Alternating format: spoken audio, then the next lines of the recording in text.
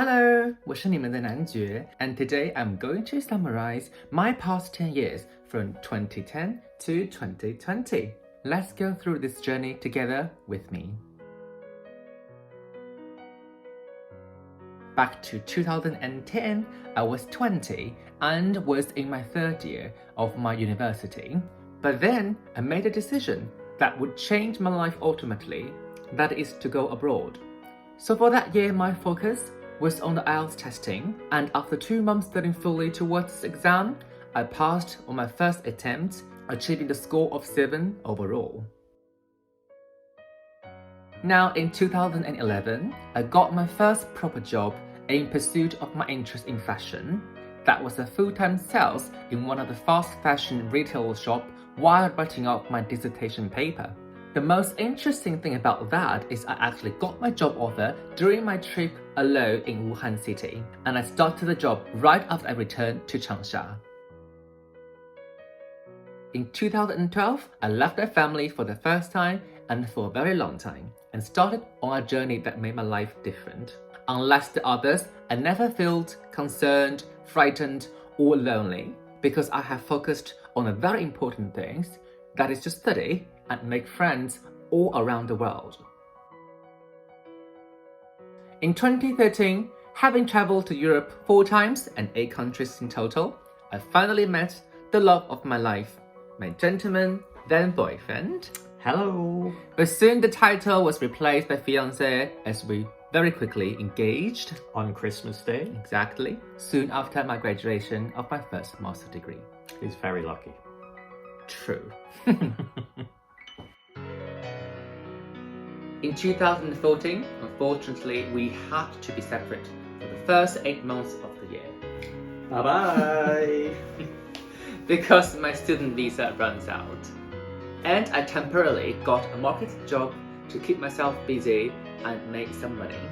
Although I miss him dearly, I have to confess that I did have a good time in China with my family and friends. I returned to UK later that year to start my second master's degree.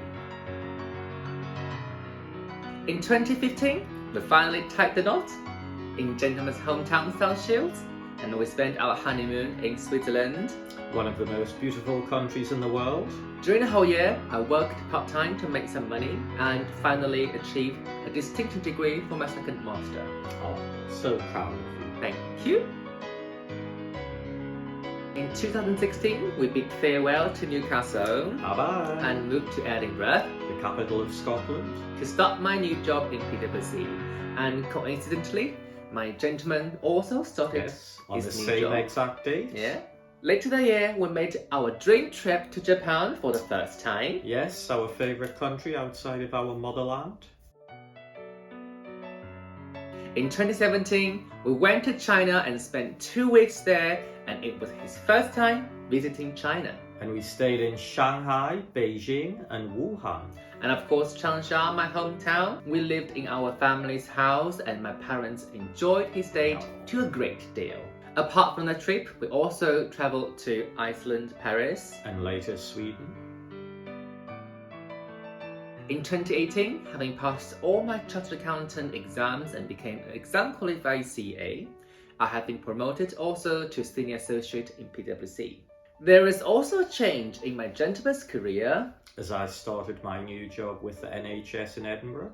Later that year, after our holidays in many European countries such as Berlin, Vienna, Prague and Italy, we made our second trip to Japan. and see each of our own idols for the second time.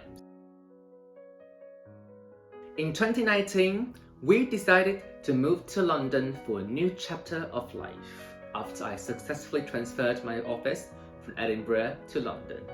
And our new home is in Notting Hill, one of the most beautiful parts of the city. Later that year, we also traveled to places like New York, Santorini, Nice and Monaco. without knowing that would be the last year that we can travel freely before the pandemic. 2020 was a year of coronavirus, which means we only fully enjoyed London for merely 6-month period of time. Although we did manage to squeeze in a trip to Norway during that time before the national lockdown, We started our staying at home till basically even now. On and off during the year. On the bright side, our social media has been booming during the pandemic, Yes. and creating contents for our fans basically kept us going the entire year. So that was the journey of my past 10 years leading to my 30. There were ups and downs, but my life is always on the move. I decided to live my life differently and I worked hard to make it happen. If there's one thing that I would like to add at the end of this conversation, that is always believing and only listen to yourself.